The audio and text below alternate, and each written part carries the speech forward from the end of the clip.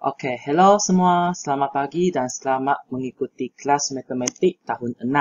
Jadi hari ini kita akan belajar matematik tahun 6. Tajuk kita hari ini ialah unit 1, nombor dan operasi. Jadi kita akan belajar menggunakan kalkulator. Kita akan belajar menggunakan kalkulator. Jadi objektif pembelajaran kita hari ini adalah untuk mewakilkan penggunaan kalkulator terbagi menyelesaikan pengiraan, termasuklah pembundaran dan juga pola nombor. Jadi oleh itu, kita akan belajar dengan menggunakan buku teks anda. Kamu ada buku teks kan? Jadi bahan yang diperlukan pertama sekali mestilah buku teks. Buku teks. Lepas itu kita perlukan buku nota untuk kamu buat latihan nanti mana-manalah buku yang berpetak. Lepas itu kamu perlukan alat tulis termasuk pembaris. Lepas itu yang penting sekali sebab hari ini kita belajar kalkulator, jadi kamu perlu ada kalkulator. Kalau kamu tidak ada kalkulator, kamu juga boleh guna apa yang ada di handphone macam ini saja. Jadi handphone kamu pun ada kalkulator. Jadi sila cari aplikasi kalkulator. Kalaupun macam cikgu, nanti cikgu akan gunakan yang dalam komputer seperti ini. Jadi dia pun sejenis kalkulator. Jadi apa-apa saja, lepas itu kita akan ada lembaran kerja. Jadi untuk video yang pertama ini, kita hanya fokus kepada buku teks. Jadi kita akan tengok buku teks sahaja. Ada 3 bahagian video, cikgu cakap awal-awal. Jadi tanpa melengahkan masa, mari kita tengok apa buku teks kita. Okey, cikgu ada yang jenis digital. Jadi kamu pun bukalah buku teks kamu. Halaman yang pertama. Halaman yang pertama. Okey. Jadi tajuk kita ialah jom belajar menggunakan kalkulator. Jom belajar menggunakan kalkulator. Okey. Sini situasi yang pertama ada banyak jenis kek lapis. Ada yang keju, strawberry, masam manis dan coklat. Jadi sekarang soalan dia, hitung jumlah kek lapis keju, dia mahu yang keju punya, dan coklat, dia hanya mahu yang coklat. Jadi keju, cikgu tak ajar macam mana untuk membaca lagi sekarang, sebab kita fokus kepada pengiraan kalkulator. Jadi untuk keju, kita punya nombor ialah 752,000. Sini ada 1,168. Manakala untuk coklat, kita ada 85,479. Jadi langkah-langkah memang kita tambah sajalah. Jadi kalau kamu ada kalkulator, kamu guna kalkulator. Kalau kamu tak ada kalkulator, carilah guna handphone. Okey? Jadi cikgu guna yang ini. Cikgu tunjukkan di sini. Mula-mula tekan C ataupun CE mana-mana.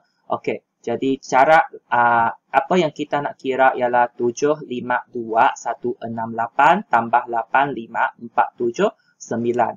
Jadi tekan sajalah 752,168. Lepas tu operasi tambah. Tambah 85,479. Bersamaan dengan, jadi jawapan dia ialah 837,647. Okey, mari kita semak. Kalau tekan. Jadi sini, cikgu kecilkan sikit kalkulator di sini. Cikgu besarkan ini punya gambar. Jadi dengan itu kita boleh nampak samalah 837,649. Jadi jumlah kek lapis, jumlah maksudnya kita tambah. Kek lapis keju dan coklat ialah 837,647. Apa unit kita? Unit kita biji. Okey, unit kita ialah biji. Jadi itulah cara. Apa cerita kalau kamu tertekan salah? Okey, cerita sekarang katakan 7, 5, tiba-tiba 2 tu kamu tertekan 3. Jadi cadangan paling senang sebab dia ialah kalkulator. Cara pertama memang tekan balik C ataupun CE. Ataupun ada nombor, nampak tak? Ada nombor on dekat sini. Tekan semula on itu. Kalau salah, tekan semula sahaja. Senang saja ya. Jadi kita teruskan. Okey, nyatakan dua jenis kek yang ekspornya kurang daripada 1/2 juta. Sebab kamu belum masuk unit juta, nanti kita tengok. Tapi fokus kita hari ini ialah macam mana menggunakan kalkulator. Okey, cerita yang kedua, apa cerita kalau kita ada dua operasi?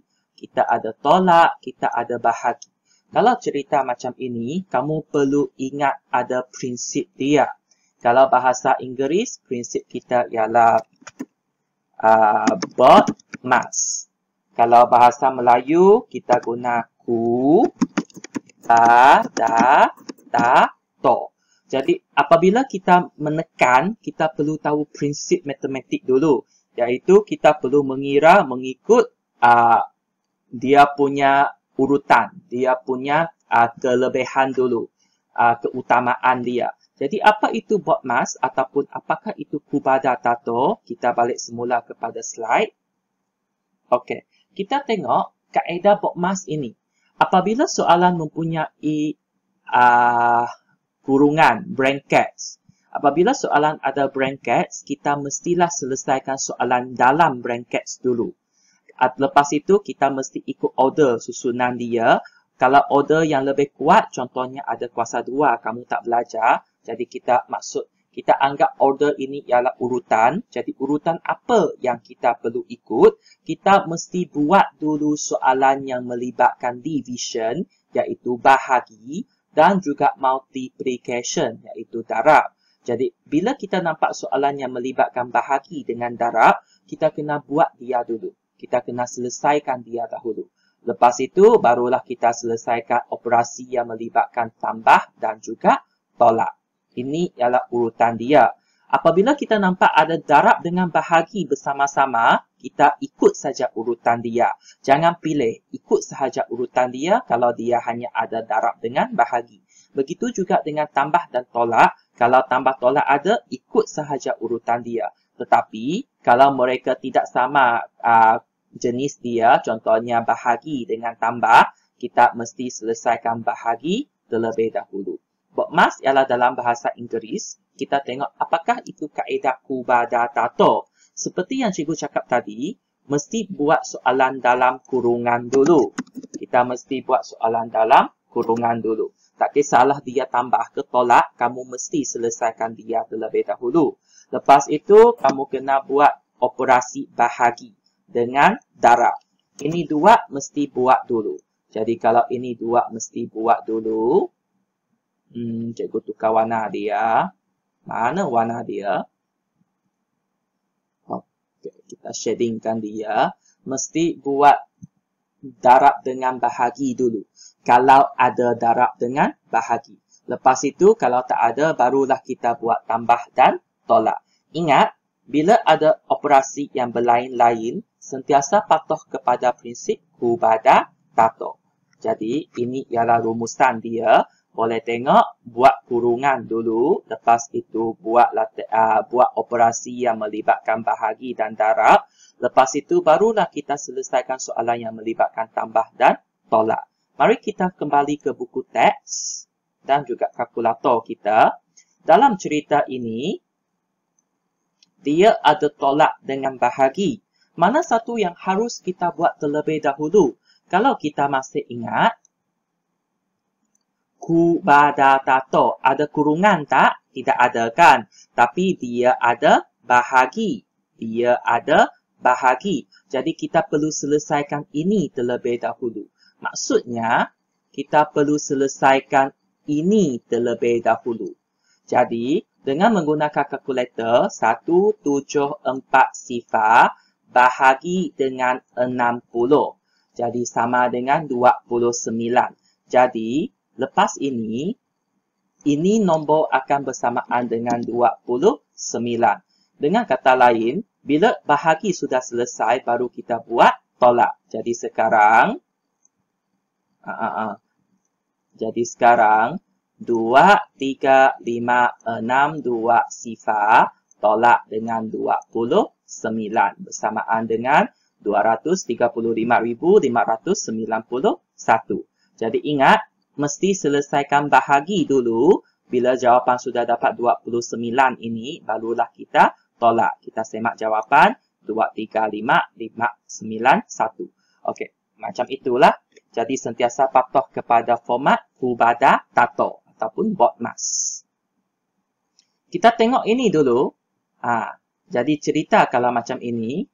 9813 sifar tambah dengan 675 darab dengan 14. Jadi cerita pertama, Iwan, dia darab dulu, kemudian tambah. Cerita kedua, Ramesh, dia tambah dulu, kemudian darab. Agak-agaknya, mana satu yang betul sebenarnya? Iwan ke Ramesh? Kita tambah dulu ke ataupun kita darab dulu? Kalau cerita sini, ingat format Hubada Tato, kita ada tambah, kita ada darab. Kalau format sini, darab dulu, baru kita tambah. Jadi sepatutnya, kita darab dahulu. Kita darab dahulu, kita tengok, kosongkan dia.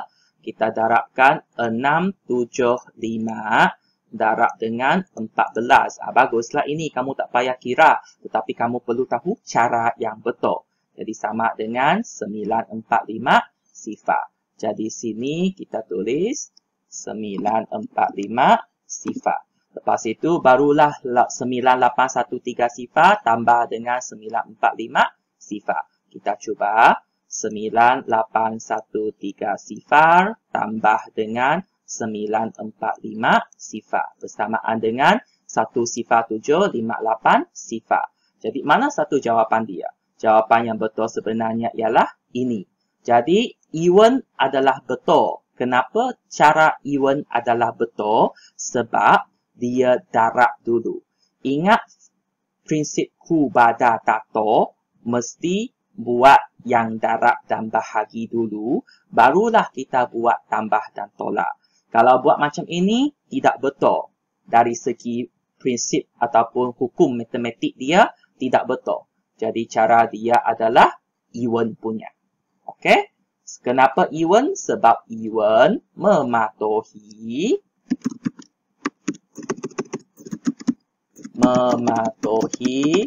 prinsip Hubada Tato. Hubada Tato. Ya. Jadi dia ada darab dulu, lepas tu baru tambah. Okey, murid-murid, mari kita tengok balik objektif pembelajaran kita. Selepas anda pandai menggunakan kalkulator untuk menekan-nekan, anda perlu pandai menyelesaikan pengiraan yang melibatkan pembundaran dan juga pola nombor. Jadi, mari kita sambung buku teks kita. Jadi, kita tengok soalan nombor 4. Jadi, 107,896 bahagi dengan 19. Jadi soalan dia, bundarkan. Bila bundar, mesti tengok belakang sama ada lebih 5 ataupun kurang 5.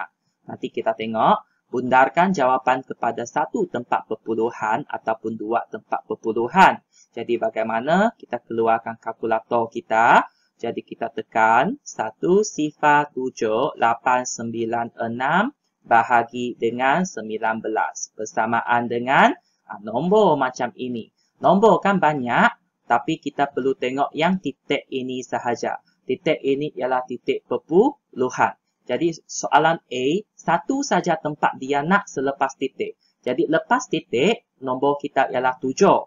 Adakah 7 jawapan kita? Tidak semestinya. Kita perlu tengok nombor di belakang dia. Mari kita tengok. Kalau dia mahu satu tempat perpuluhan, maksudnya dia mahu satu digit selepas titik perpuluhan. Iaitu 7 ini. Tapi untuk memastikan dia 7, kita kena tengok 3 ini. Adakah 3 ini melebihi 5? Ini konsep bundar kan? Adakah 3 ini melebihi 5? Tidak kan? Kalau tidak, kita tambah sifar dekat satu tempat itu tadi. 7 tambah sifar, jadi tinggal 7. Jadi jawapan kita ialah 5678 titik perpuluhan 7. 7 sahaja. Macam mana kalau kita mahu 2 tempat perpuluhan? Kalau mahu 2 tempat perpuluhan, macam ini, adakah jawapan belakang dia perpuluhan 73? Tidak semestinya. Kita perlu tengok nombor di belakang lagi. Macam soalan tadi, adakah 6 ini melebihi 5? 6 ini melebihi 5. Jadi kalau macam itu, 3 ini perlu tambah 1 jadi 4. Jadi jawapan kita ialah 5,678.74. Jadi sekarang, terangkan cara kamu membundarkan nombor ini kepada per 1000. Bila dia cakap per 1000, 1000 ada berapa biji sifar?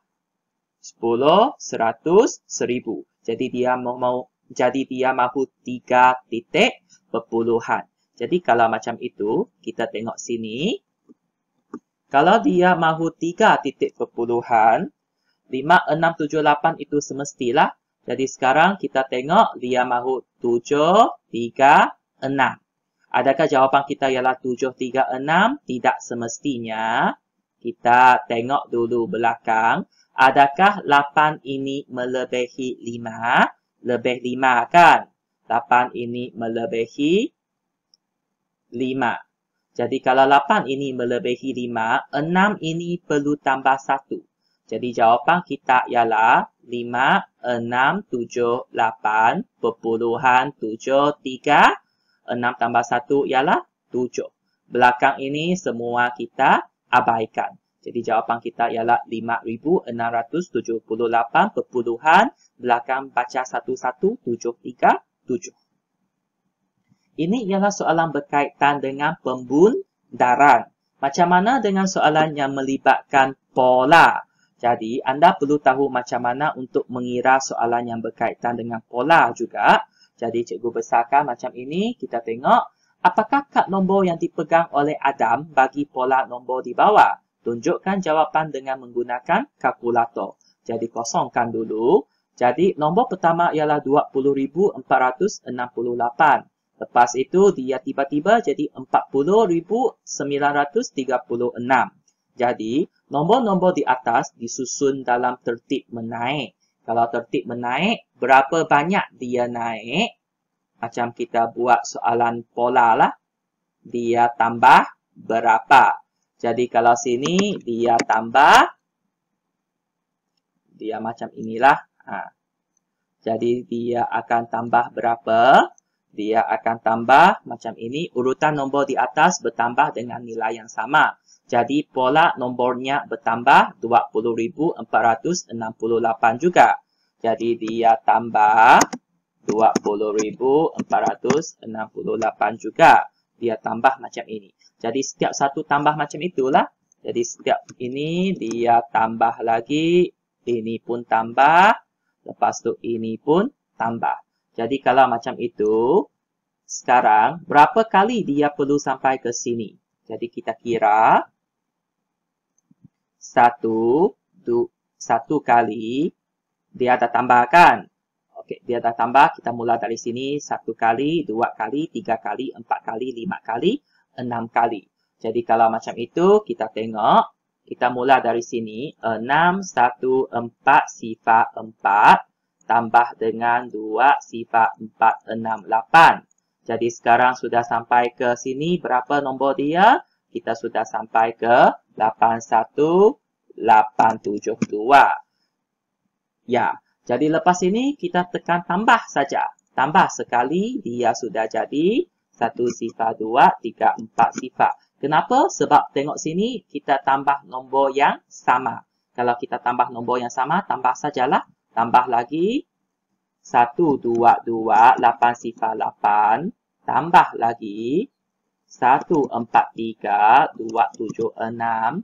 Sama lagi 1, 6, 3, 7, 4, 4. Jadi mari kita semak adakah betul 1, 6, 3, 7, 4, 4.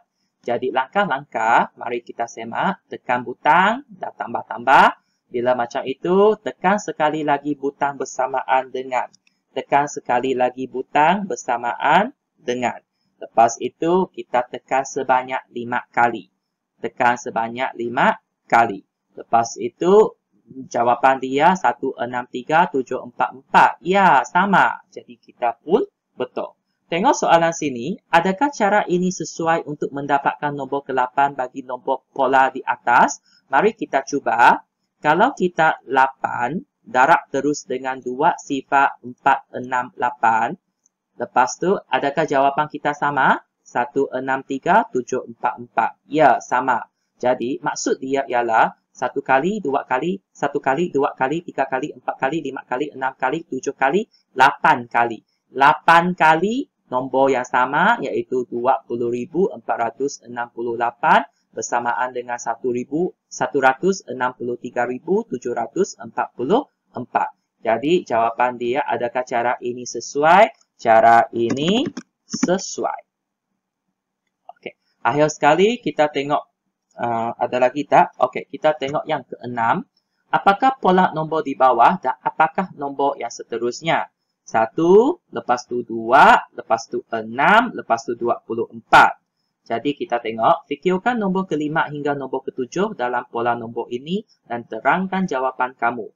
Kita tengok dulu, apabila kita cakap tentang pola nombor, dia mesti ada cara dia. Kita tak boleh suka hati, ikut saja cara dia. Jadi 1 darab 1, 1. 1 darab 2 sama dengan 1 darab 2, jadi kamu dapat 2. 1 darab 2 darab 3. Jadi kamu dapat nombor yang ketiga. Maksudnya ini 1, 2, 3, 4. Kalau 4 maksudnya 1 darab 2 darab 3 darab 4. Jadi jawapan kamu ialah 24. Kalau kelima ini macam mana kita nak dapat jawapan? Kalau ikut pola dia, 1 darab dengan 2 darab dengan 3 darab dengan 4 darab dengan 5. Jadi kalau macam itu, kita tengok kalkulator. 1 darab 2 darab 3 darab 4 darab, sudah 24 kan? Darab 5. Jadi darab 5 itu ialah 120. Jadi kalau macam itu, ikut dia sini darab 6 lagi kan? Jadi darab 6, 720. Lepas itu, 1, 2, 3, 4, 5, 6, 7. Darab 7. 5 sifar, 4 sifar. Jadi jawapan sini 5 sifar.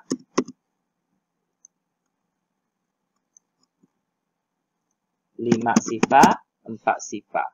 Jadi jawapan dia macam ini sajalah. Jadi bimbing murid mengisi nombor dalam setiap petak kosong dan pastikan bersamaan ini tekan dengan betul. Jangan tekan terlalu banyak kali ataupun terlalu sedikit kali. Okey, cikgu rasa kita habiskan ini. Kalau sempat, terangkan polanya. Pertama sekali, 1 biji bola sahaja. Kedua, 1 tambah 2, jadi ada 3. Jadi sekarang, 1, 2, 3. 3 tambah lagi 3 ialah 6. Jadi 1, 2, 3, 4, 5, 6. Jadi sekarang, rajah keempat tu 6 tambah 4. Mana datang 6 ini? 6 ini datang dari nombor sebelum ini ya. Jadi 6 ini datang dari sini. Jadi 6 darab 4. Sebab baris keempat ialah keempat. 6 tambah 4 ialah 10. Jadi soalan dia, rajah ke-50 dalam urutan di atas ialah 1, 2, 7, 5. Maksudnya, kita ambil dari sini 1, 2, 7, 5. Kalau macam itu, 1, 2, 7, 5. Berapakah bilangan nombor pada rajah ke-51? Jadi, kita tambah dengan 51 sahaja. Kita semak 1, 2, 7, 5 tambah dengan 51. Jadi, jawapan kita ialah 1326. Jadi macam itu sahaja, senang-senang. Jadi mesti ada pola, kamu mesti pandai ikut pola. 999,999, lepas tu jadi 888, 888, lepas tu jadi 777, 777. Tengok ini kali yang pertama. Okey, sebelum itu kita kena tengok nombor ini dulu. 63, 56, 49. Jadi, kita perlu tahu 79, 97, 63. Lepas itu 8, 7, 5, 6. Ini matematik ya. 8, 7, 5, 6. Lepas itu 7, 7, 4, 9. Jadi apa nombor dia semakin berkurang. Jadi sekarang sini berapa darab 7. Kalau macam itu, ini yang pertama sekali.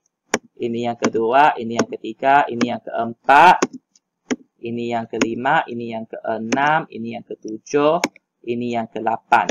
Jadi sekarang 9, 8, 7, 6, 5, 4, 3. Jadi sini 8 ini ialah 2. Jadi sini ialah 2. 2, 7, 14. Jadi sekarang 14 darab dengan nombor ini. Kita cuba. 14 darab dengan 1, 5, 8, 7, 3. Jadi bersamaan dengan jawapan sini ialah 2, 2, 2, 2, 2, 2. Jadi macam mana baca? 222,222. Jadi macam itu sahaja. Jadi ini adalah penerangan tentang bagaimana menggunakan kalkulator, macam mana menyelesaikan soalan menggunakan kalkulator yang melibatkan pembundaran dan juga pola nombor. Maksudnya kena pandai fikirlah macam mana nombor-nombor itu. Okey, kita jumpa dalam part 2 buat latihan.